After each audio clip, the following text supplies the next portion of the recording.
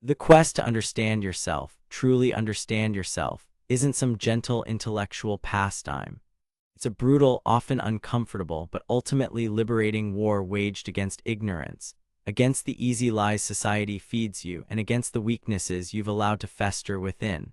Today, we're not dealing with feel-good platitudes. We're diving deep into one of the most powerful psychological frameworks ever devised for this very war, Carl Jung's Psychological Types. This isn't about boxing yourself in with a neat little label. This is about discovering the raw, untamed landscape of your own psyche, its mountains, its chasms, its hidden rivers of power.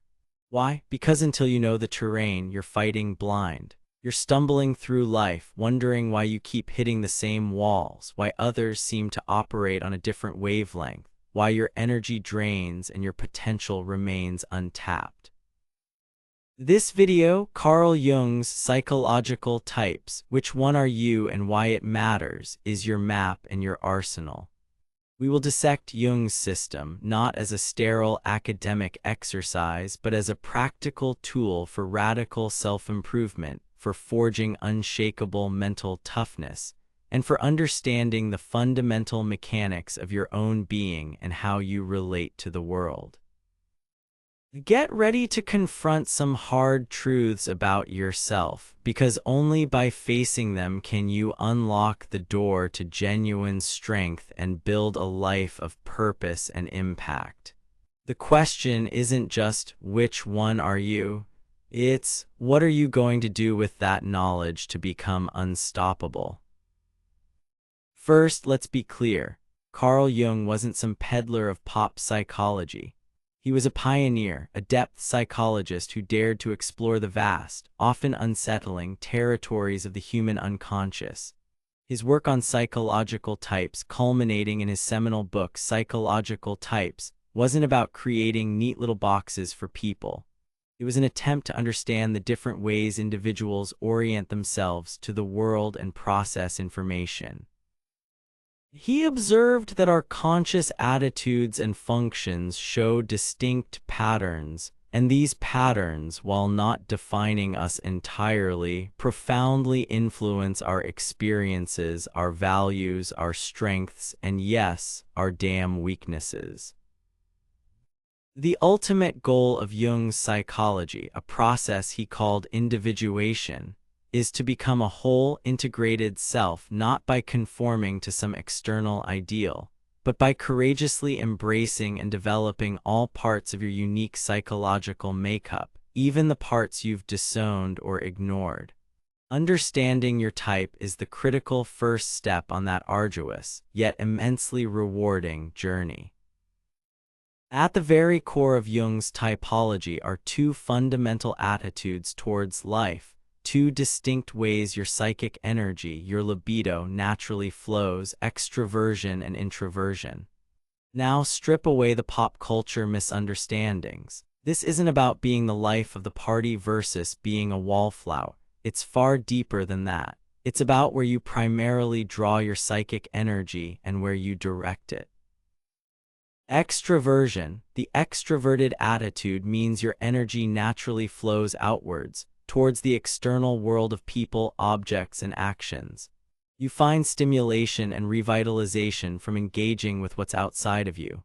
When you're an extrovert, you're often more comfortable interacting, more attuned to the external environment, and more inclined to act, speak, and process your thoughts through external engagement.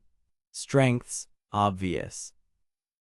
You connect, you influence, you get things done in the visible world. You're often perceived as outgoing, accessible, and action-oriented. But here's the brutal truth for the untempered extrovert. Your relentless outward focus can leave your inner world a barren wasteland. You might become so dependent on external validation, on the next hit of stimulation, that you lose touch with your own inner core, your own values, your own quiet truths. You risk becoming a reflection of your environment rather than a distinct, self-possessed individual. If your energy is always flowing out, what's left to nourish your soul? Superficiality and a frantic avoidance of solitude can be your downfall. Introversion, The introverted attitude means your energy naturally flows inwards, towards your inner world of thoughts, feelings, and ideas. You find stimulation and revitalization from solitary reflection, from exploring your internal landscape. When you're an introvert, you're often more comfortable with solitude, more attuned to your subjective experience, and more inclined to reflect deeply before acting or speaking. Strengths: immense. Depth of thought, powerful inner worlds, self-sufficiency, keen observation. But the brutal truth for the untempered introvert: your rich inner world can become a gilded cage if it never impacts the external reality. You risk becoming isolated, misunderstood, and paralyzed by overanalysis, your profound insights dying on the vine, never shared, never acted upon. Your internal richness means nothing to the world if it remains locked away. You might hoard your energy, fearing the demands of the outer world, and in doing so, fail to manifest your potential. Crucially, Jung stated that no one is purely an extrovert or an introvert. We all have both capacities. However, one attitude is typically dominant and more natural, more conscious, while the other is less developed and operates more in the unconscious. Recognizing your dominant attitude is fundamental to understanding your energy management. Are you drained by too much social interaction or by too much solitude? That's your first major clue. Stop judging yourself for it. Understand it as a core part of your wiring. Beyond these two attitudes, Jung identified 4 fundamental psychological functions, which are the tools your psyche uses to perceive the world and make decisions. These functions operate in pairs of opposites: 2 perceiving functions, sensation and intuition, and 2 judging or rational functions, thinking and feeling. Let's break them down. The perceiving functions: how you gather information. Sensation. If sensation is strong in you, you primarily perceive the world through your 5 senses. You focus on the tangible, the concrete, the here and now reality. You're grounded, practical, and detail-oriented. You trust what you can see, hear, touch, taste, and smell. Strengths: you're a realist. You're good with facts, with hands-on tasks, with appreciating the present moment.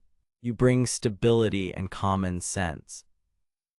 The brutal truth for the sensation-dominant individual who neglects its opposite: clinging only to what is, to what's immediately apparent, can make you a prisoner of the present. You might miss the bigger picture, the underlying patterns, the future possibilities. You can become overly resistant to change, stuck in routine, and dismissive of anything that isn't immediately verifiable. Your world can become flat, devoid of imagination and foresight. Intuition. If intuition is strong in you, you primarily perceive the world through a 6th sense, an unconscious perception of possibilities, patterns, and underlying meanings. You focus on the big picture, the connections between things, the future implications. You're often innovative, imaginative, and visionary. Strengths: you see what could be. You're a catalyst for change, a generator of new ideas, adept at understanding complex systems. The brutal truth for the intuition-dominant individual who neglects its opposite: your grand visions and endless possibilities can become useless fantasies if they're not grounded in reality and acted upon. You might be impractical, disconnected from the present, constantly chasing the next new thing without finishing the last. You can overlook crucial details, leading to sloppy execution, and your insights may seem far-fetched or irrelevant to others if you can't translate them into tangible terms. The judging functions: how you make decisions and come to conclusions. Thinking. If thinking is strong in you, you primarily make decisions based on logic, objective analysis, and impersonal principles. You strive for truth, clarity, and consistency. You value fairness based on rules and reason. Strengths: you bring intellectual rigor, impartiality, and decisive problem solving. You can cut through emotional fog to get to the core of an issue. The brutal truth for the thinking dominant individual who neglects its opposite. Your relentless pursuit of logic and objectivity can make you appear cold, dismissive of human emotions, and overly critical. Your truth can become a weapon that alienates, or your logic a sterile prison devoid of compassion and human understanding. You might bulldoze feelings, your own and others, in the name of efficiency or principle, leading to broken relationships and a barren emotional life. If feeling is strong in you, you primarily make decisions based on values, empathy, and the impact on people. You strive for harmony, connection, and understanding. You value fairness based on individual circumstances and human concerns. Strengths: you bring warmth, tact, and the ability to build strong relationships. You're attuned to the emotional atmosphere and skilled at fostering cooperation. The brutal truth for the feeling dominant individual who neglects its opposite. Your deep desire for harmony and your attunement to others' emotions can lead to a spineless avoidance of necessary, uncomfortable truths or conflicts. You might become overly sensitive, easily swayed by emotional appeals even when they lack logic, or sacrifice your own needs and principles to keep the peace, ultimately losing your own integrity and effectiveness. Every individual uses all four functions, but like with the attitudes, one function is typically more developed and conscious. This is your dominant function. It's your go-to tool, the one you wield with the most skill and confidence. Another function, the auxiliary, supports the dominant and provides balance. The other two functions are less developed, with one being particularly unconscious. The inferior function, your psychological Achilles heel, but also, as we'll see, a huge key to your growth. Each of these four functions can also be primarily expressed in either an extroverted or introverted way. This combination of a dominant function and its attitude, extroverted or introverted, gives us Jung's 8 primary psychological types. Now let's unveil these 8 psychological types. As I describe them, don't just passively listen. Actively interrogate yourself. Which description resonates at a gut level? Which strengths feel innate? Which brutal truths make you wince with recognition? This isn't about fitting neatly into a box, but about identifying your primary mode of operating in the world. The 8 psychological types, your dominant mode. Extroverted thinking, T-dominant, the organizer, the implementer. Your dominant function is thinking, directed outwardly. You are driven to structure and organize the external world according to logical principles. You're decisive, efficient, and focused on results. You create systems, plans, and procedures to achieve objective goals. Think of the natural leader who takes charge, sets clear objectives, and executes with precision. The strengths: exceptional organizational skills, clear-headedness under pressure, ability to implement complex plans, directness, and a focus on objective facts. Potential weaknesses: shadow. You can become tyrannical, dogmatic, and dismissive of anything that doesn't fit your logical framework, especially feelings, both your own and others. You might neglect the human element, seeing people as cogs in your machine. Your personal life and inner world can suffer from this relentless external focus. A path to growth: developing your inferior function, introverted failing, phi. This means cultivating an awareness of your own inner values, understanding the importance of subjective experience, and learning to connect with others on an emotional level, not just a transactional one. Brutal truth for T-Dom: your relentless drive for efficiency and control can make you a tyrant at work and at home, if you don't consciously cultivate inner values, empathy, and the messy, illogical reality of human connection. You build empires, but what if they're empty? Introverted thinking T-dominant, the analyst, the theorist. Your dominant function is thinking, directed inwardly. You are driven to understand the underlying principles of how things work, creating intricate internal logical frameworks and models. You seek clarity, precision, and intellectual consistency within your own mind. Think of the philosopher, the scientist, the troubleshooter who deconstructs complex problems to their core. The strengths: deep analytical abilities, intellectual independence, precision in thought, ability to identify logical flaws, and a commitment to truth as you understand it. Potential weaknesses: shadow. You can become detached from the external world, lost in your own theories, and struggle to communicate your complex ideas effectively. You might appear aloof, overly critical, or socially awkward, neglecting the softer skills of human interaction. Action can be delayed by endless analysis. A path to growth: developing your inferior function, extroverted feeling, fee. This means learning to express your insights in ways others can understand, considering the emotional impact of your words and ideas, and engaging more actively and harmoniously with the social world.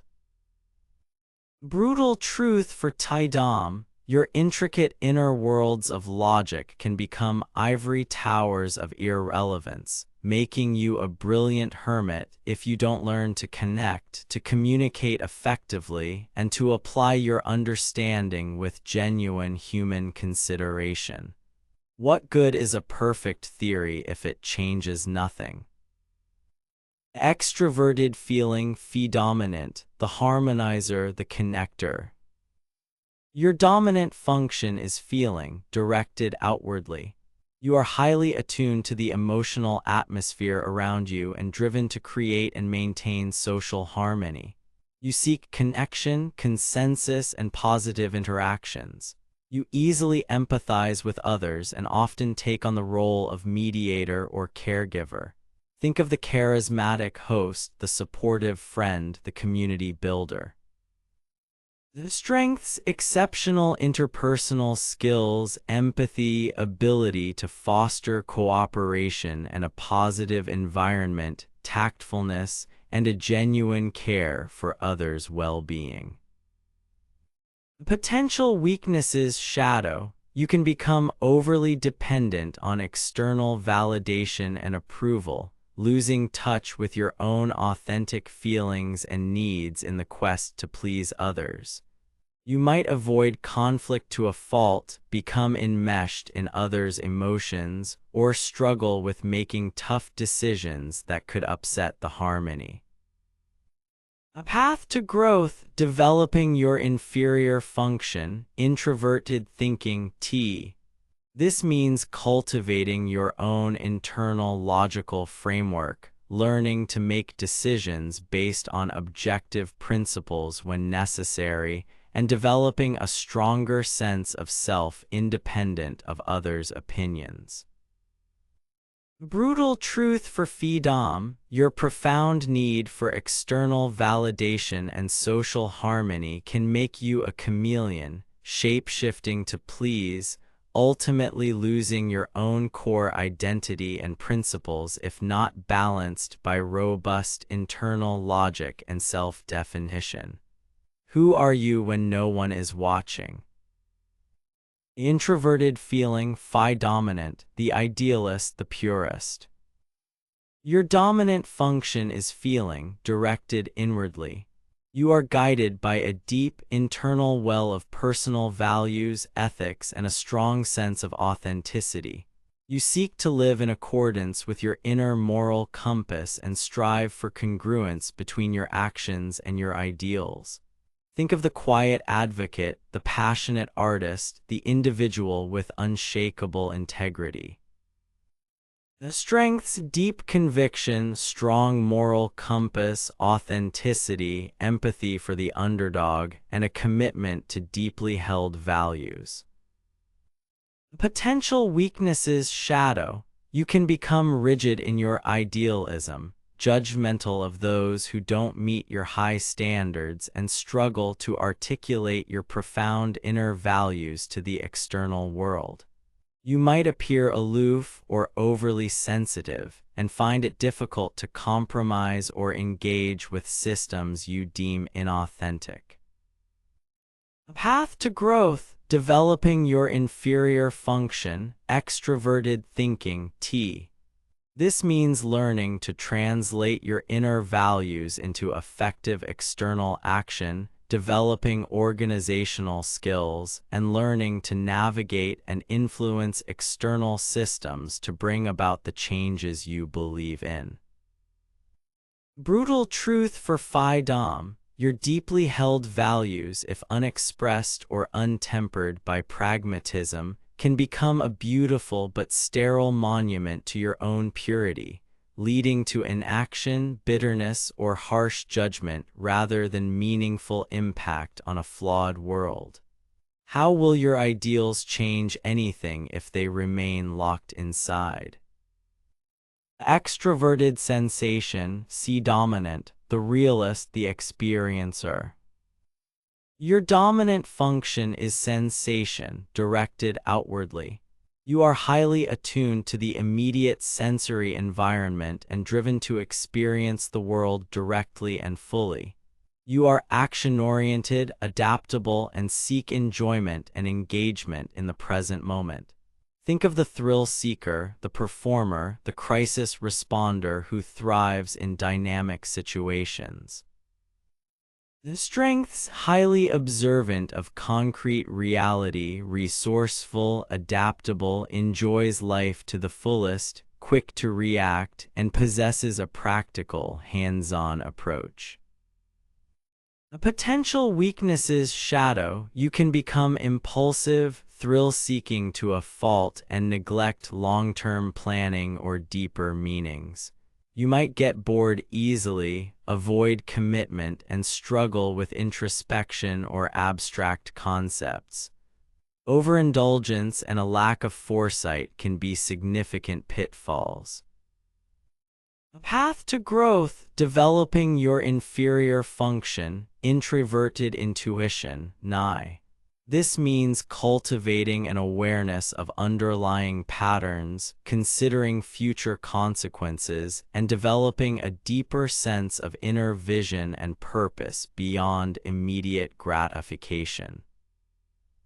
Brutal truth for C Dom: your insatiable love for immediate experience and sensory thrill can lead to a chaotic, superficial existence, forever chasing the next high, trapping you in a cycle of short-term gratification if you don't cultivate inner vision, foresight, and a connection to something deeper than the next adrenaline rush.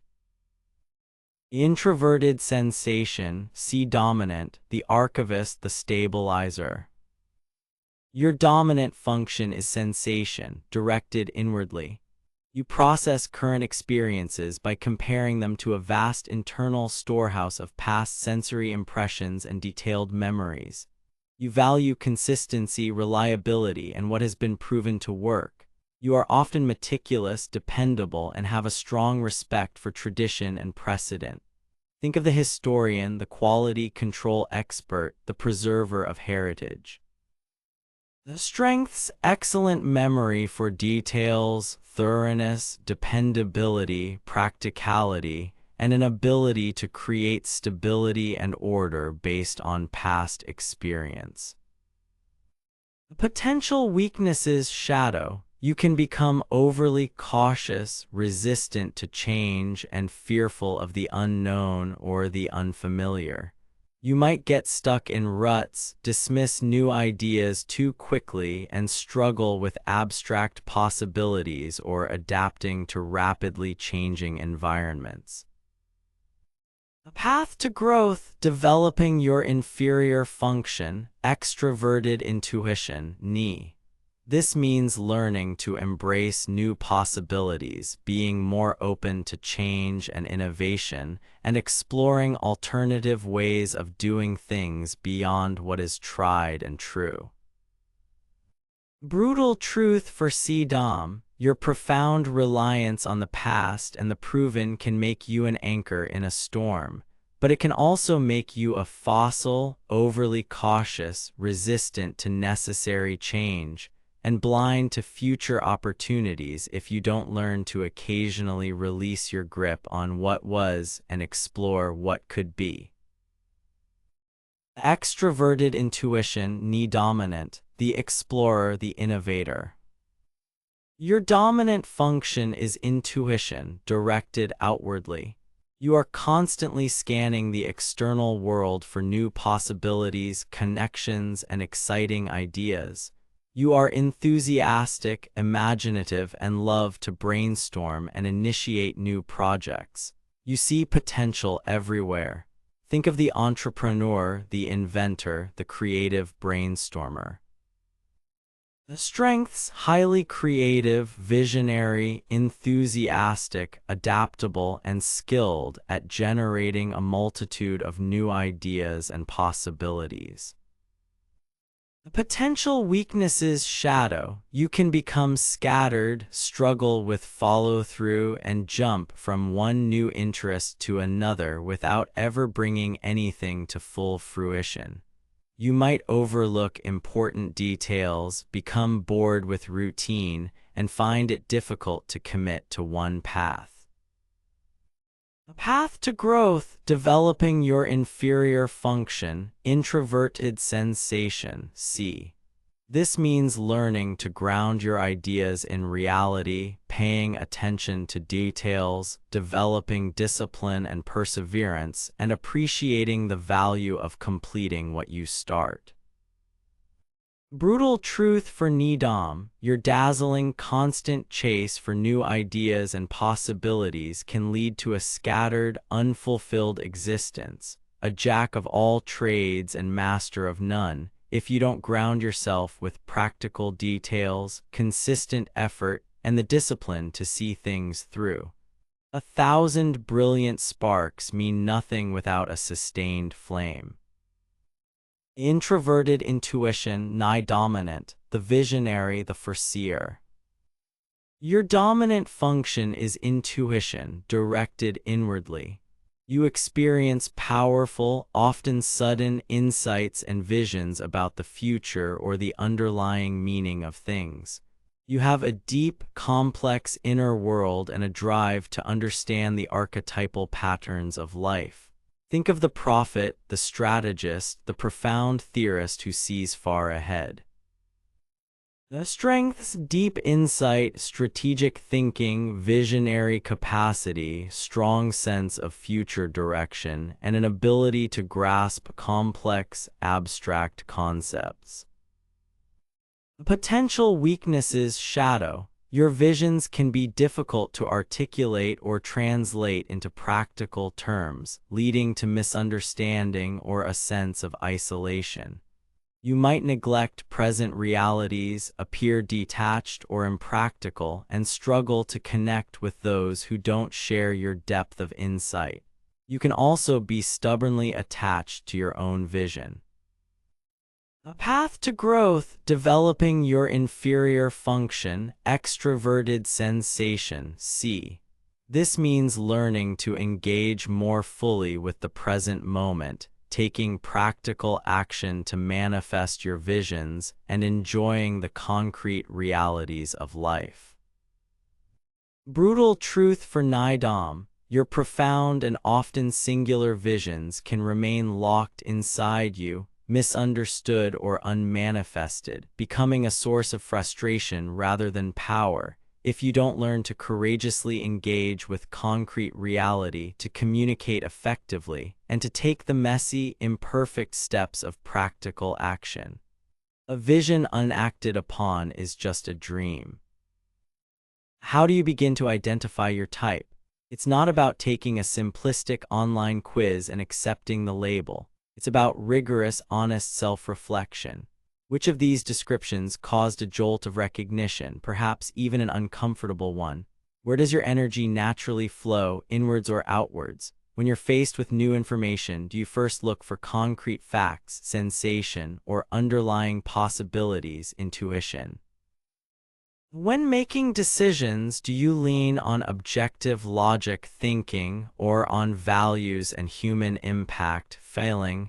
Which of these modes feels most like you at your core, even if you've learned to use others? Be brutally honest. This isn't about what you want to be, it's about what you are. Now let's get to the crux of it, why it matters. Knowing your Jungian type isn't just an intellectual curiosity. It's a foundational key to unlocking a life of power, purpose, and genuine self-mastery. This knowledge, if you wield it, can transform everything. First, the brutal truth of self-deception versus the liberation of self-awareness. Most people stumble through life in a fog of self-deception, trying to be someone they're not, or constantly fighting their own innate wiring. They adopt personas fed to them by society, by their upbringing, by their own misguided aspirations. This leads to chronic frustration, burnout, and a deep sense of inauthenticity. Knowing your psychological type is the first, crucial step to cutting through this fog. It's a mirror reflecting your fundamental psychological architecture. It doesn't define your destiny, but it damn well illuminates your starting point, your natural inclinations, and the paths of least and greatest resistance for your energy. This awareness is liberating because it allows you to stop apologizing for who you are and start working with your nature, not against it. The second, destroying weakness by confronting your shadow, the inferior function. Carl Jung placed immense importance on the concept of the shadow, the parts of ourselves we repress, deny, or are unconscious of. Your inferior function, the least developed of the four cognitive functions, is a major gateway to your personal shadow. It's your psychological Achilles heel. Under stress or when you're fatigued, this inferior function tends to erupt in primitive, childish, and often destructive ways. An extroverted thinker under stress might suddenly become overwhelmed by chaotic, inappropriate emotions, their inferior introverted feeling. An introverted intuitive might become impulsively reckless and overindulge in sensory experiences, their inferior extroverted sensation. But here's the kicker. Your inferior function is not just your weakness, it's your greatest potential for growth, for wholeness, for true strength. The hard path of consciously engaging with and integrating your inferior function is the path of individuation. It's uncomfortable. It feels unnatural. It requires deliberate, sustained effort. For a thinking type, this means venturing into the often messy world of feelings and values. For a feeling type, it means developing logical discernment. For a sensation type, it's about opening up to possibilities beyond the concrete. For an intuitive type, it's about grounding visions in tangible reality. This isn't about becoming well-rounded in some bland, mediocre way. It's about becoming whole in a powerful, integrated way where your blind spots become areas of conscious competence. This is where you destroy deep-seated weaknesses and build authentic resilience. Third, forging unbreakable mental toughness. Mental toughness isn't about being emotionless or blindly aggressive. It's about understanding your internal landscape so thoroughly that you can navigate external challenges with clarity and resilience. Knowing your type helps you identify your specific stressors and triggers. An introverted feeling type might be particularly vulnerable to criticism that feels like an attack on their core values. An extroverted sensation type might be stressed by excessive routine or lack of immediate feedback. Once you know these vulnerabilities, you can develop type-specific coping mechanisms and resilience strategies. You learn to leverage your dominant and auxiliary functions to face adversity effectively, rather than defaulting to the panicked reactions of your inferior function. For example, an introverted thinking type, instead of lashing out emotionally inferior fee when their logic is challenged, can consciously use their T to further refine their argument or use their auxiliary, perhaps Ni or C, to find a new way to present their case or gather more data. This is targeted mental fortification. Fourth, mastering your energy, the introvert-extrovert reality and beyond. This is critical. So much of modern life feels draining because we're not managing our psychic energy correctly. The distinction between introversion and extroversion is paramount here. If you're an introvert, you must build in regular time for solitude and reflection to recharge. An extroverted world will constantly try to pull you out. You need to fiercely protect your energy boundaries. This isn't antisocial, it's survival. If you're an extrovert, you need sufficient external engagement and stimulation to feel alive and energized. But you also need to ensure its quality engagement and learn to cultivate your inner world through your less dominant introverted functions to avoid burnout and superficiality. Beyond this, different cognitive functions use and renew energy in different ways. A dominant thinking type might find analyzing complex problems energizing, while it would exhaust a feeling type, who in turn might be energized by deep, meaningful connection. A sensation type might recharge through physical activity or engaging with the tangible world, while an intuitive type might need space to dream and explore possibilities. Understanding your type's energy dynamics is key to avoiding chronic fatigue, maintaining peak performance, and structuring your life in a sustainable, empowering way. Fifth, authentic magnetism and powerful relationships beyond superficial attraction. Forget manipulative PUA nonsense or trying to be someone you're not to attract others. True magnetism, genuine attractiveness, stems from authenticity and self-possession. When you understand your psychological type, you understand your natural communication style, your core values, and how you instinctively approach relationships. You also begin to recognize and appreciate type differences in others. This knowledge is a superpower in relationships. It helps you understand why you might clash with certain types and connect effortlessly with others. It gives you a framework for better communication. You learn to speak the language of other types. For example, if you're a thinking type trying to connect with a feeling type, leading with cold logic will likely fail. You need to learn to acknowledge the feeling dimension. If you're an intuitive type frustrated by a sensation type's focus on details, you learn to appreciate their need for concrete reality. When you operate from your core strengths, when you've done the hard work of integrating your shadow and understanding your inferior function, you radiate a confidence and wholeness that is naturally compelling. This isn't about faking it. It's about becoming a solid, integrated individual who doesn't need validation but invites genuine connection. That's real power in human dynamics. It's about understanding that different types express and perceive love, respect, and connection in different ways. Now, knowing this can save you from endless misunderstandings and foster deep, meaningful bonds built on mutual respect for inherent differences. Sixth, choosing your battlefield, career, and life path congruence. How many people are miserable in their jobs not because they're lazy or incompetent, but because their work is a fundamental mismatch for their psychological type?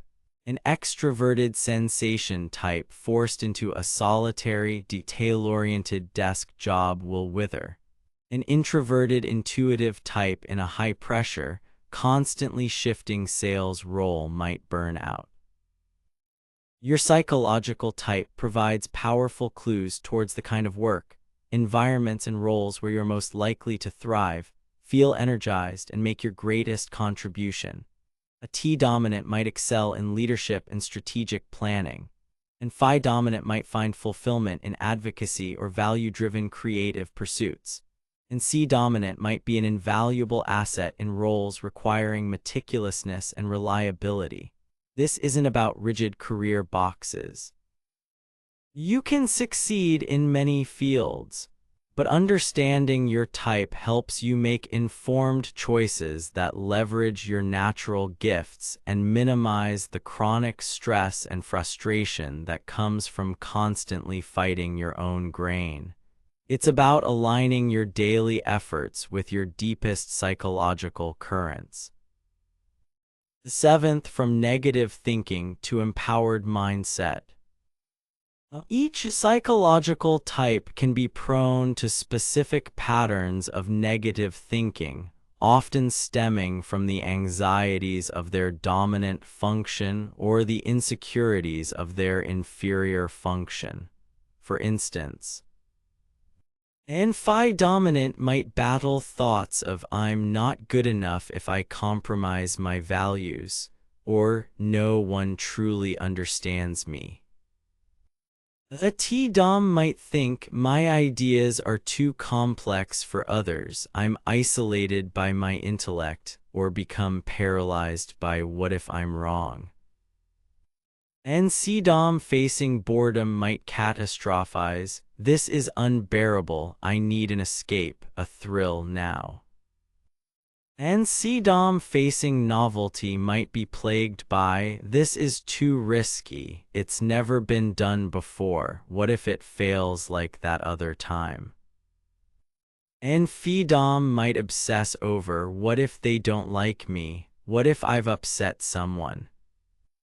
A T-dom might constantly fight, "things aren't efficient enough, I'm losing control."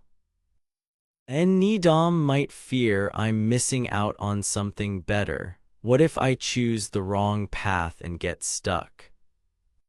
And Ni-dom might struggle with, "my vision is too grand, I'll never achieve it," or "no one sees what I see."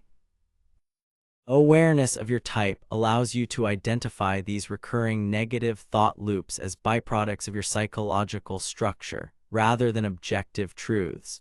You can then consciously challenge and reframe these thoughts. You can use your auxiliary and other functions to bring balance. For example, the Phi-dom can use developing T to find practical ways to live their values. The T-dom can use developing Phi to learn to communicate their ideas more accessibly. This is cognitive self-mastery, rooted in deep self-understanding. Finally, the Stoic imperative of Jungian understanding. There's a profound, almost Stoic wisdom embedded in Jung's typology when applied to self-development. First, accept your fundamental nature, your dominant attitude and function. This is your psychological fate, in a sense. Trying to be a dominant, introverted thinker when you are wired as an extroverted feeler is a recipe for misery and failure. Amor fati, love your fate, accept your core wiring. Second, understand that while your dominant function is your strength, true growth and resilience come from diligently working on what you can change and develop, primarily your auxiliary function to support your dominant, and courageously, painstakingly, integrating your inferior function to achieve wholeness. This is the hard labor of self-cultivation. Third, focus your energy where it's most effective. Leverage your strengths, but don't let them become overdeveloped tyrants that suppress other vital parts of your psyche. This is practical wisdom for building a resilient, authentic, and impactful life. It demands brutal honesty about your starting point and unwavering commitment to the journey of becoming more than just your dominant programming. So you've been given a glimpse into the map of your own psyche. Carl Jung's Psychological Types, Which One Are You and Why It Matters, isn't just a title, it's a fundamental challenge. This knowledge is not passive, it demands action. The journey of individuation, of becoming a truly whole and integrated self, is lifelong. Understanding your psychological type is not the end of that journey. It is the lighting of a crucial lamp, the provision of an essential compass for the often dark and confusing path ahead. This knowledge confers a profound responsibility. The responsibility to shed your illusions, to grow beyond your programmed limitations, to understand others with more depth and compassion, and to consciously build a life that is an authentic expression of your truest, most developed self. Don't just learn about your type and file it away as an interesting piece of trivia. Don't use it as an excuse for your weaknesses or a badge of superiority. That's the coward's way. Instead, seize this understanding as a weapon and a tool. Use it to dismantle the weaknesses that arise from your undeveloped functions. Use it to amplify the inherent strengths of your dominant nature. Use it to navigate the complexities of human relationships with greater wisdom. Use it to choose your battles, your career, your path with fierce clarity. The truth of who you are, in its raw psychological structure, has been laid bare. The question that remains, the only question that truly matters now, is, what will you build with it? What kind of unstoppable force will you become now that you know the blueprint of your own power? The choice and the brutal, glorious work is yours.